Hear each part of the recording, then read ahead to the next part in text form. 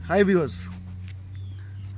बहुत सारे लोगों के क्वेश्चंस आ रहे थे कि आप फॉडर मैनेजमेंट क्या करते हैं अपने फार्म पे। मैं हिमाचल की ही बात करना चाहूँगा। हिमाचल में हम लोग बहुत पुअर है फॉडर मैनेजमेंट के हिसाब से अगर देखा जाए। रीज़न्स बहुत सारे हैं। एक तो वाटर इरिगेशन की फैसिलिटीज़ हिमाचल पहाड़ों में हर जगह अवेलेबल नहीं होती है कि जैसे कि आपके प्लेन्स में रहती है। दूसरा बात, जहाँ तक जो ये बोरवेल्स रहते हैं वो भी उतना अच्छा काम नहीं कर पाते। तो हिली टेरेन होने की वजह से एक रीज़न ये भी है कि फॉडर मैनेजमेंट उतना अच्छे से प्लानिंग नहीं हो पाती है। बट फिर भी अगर हम लोगों को लाइव स्टॉक का काम करना हो तो फॉडर मैनेजमेंट के बिना चीज़ें सक्सेसफुल नहीं हो सकती। किसी भी हालात में हो जाएंगी अगर आप सब कुछ कमर्शियली ही परचेज़ करके डालते हैं, बट उसमें आपकी जो रिकरिंग कॉस्ट है वो ज़्यादा होती है। तो और हम लोग जो है बेसिकली जो काम करते हैं लाइव स्टॉक का वो अपने मैक्सिमम प्रॉफिट्स के लिए करते हैं। और अगर हमें प्रॉफिट्स अपने शेयर करना पड़े जो परचेज्ड आइटम्स हैं तो हमें डायरेक्टली उसका लॉस होता है। तो अगर हम लोग जैसे अभी हमारा गर्मियों का सीज़न आने वाला है, मार्च अभी चल रहा है, तो मार्च के टाइम में अगर आपने फ्लॉक रखा है, जैसे गोट्स की बात करें तो गोट्स को अगर लेग्यूम फलीदार पौधों का अगर खाना दें तो उसमें प्रोटीन कंटेंट जो रहता है वो ज़्यादा रहता है। और basically they need protein, more of protein.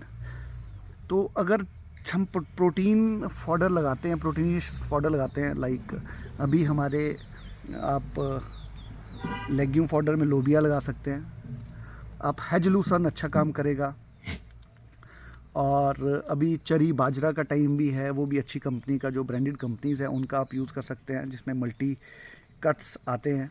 और सुपर नेपियर तो अनडाउटेडली आपको लगाना ही चाहिए, क्योंकि वो सुपर नेपियर एक ऐसी चीज़ है, अगर आप उसको टाइमली कट करते हैं तो easily that can fetch a protein content of 13 से 17% के आसपास वो इजीली आ जाता है, जो हमारा प्रायर एक्सपीरियंस है सुपर नेपियर के साथ। सुपर नेपियर में सबसे बड़ा फ़ायदा ये भी है कि जो आपका सोइंग से हार्वेस्टिंग के बीच का जो टाइम है उसको भी कट करता है, क्योंकि एक तरफ से काटो और दूसरी तरफ से वो दोबारा से लग जाता है।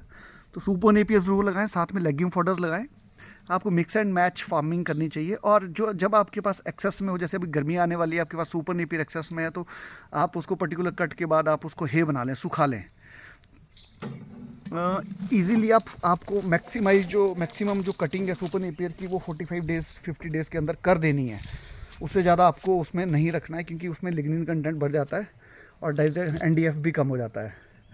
तो अभी आप लोबिया लगा सकते हैं, लेग्यूम में आता है, वो फलीदार है, नाइट्रोजन फिक्सेशन भी करता है आपकी सॉइल के अंदर, तो आपको बढ़िया रहेगा।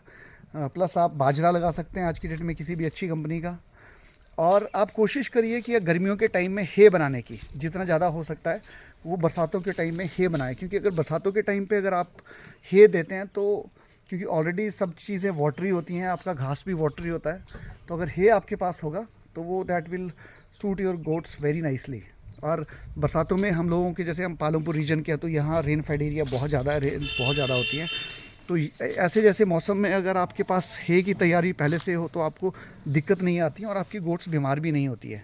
तो गर्मियों की अगर हम बात करें तो लोबिया, सुपर नेपियर, बाजरा, जो हाइब्रिड अच्छी अच्छी कंपनी की, जैसे फॉरेजन हो गया, आपका एडवांटा हो गया, आपका 2-3 कंपनीज और हैं, उनका आप बीज लेके अच्छा बीज आप यूज़ करें।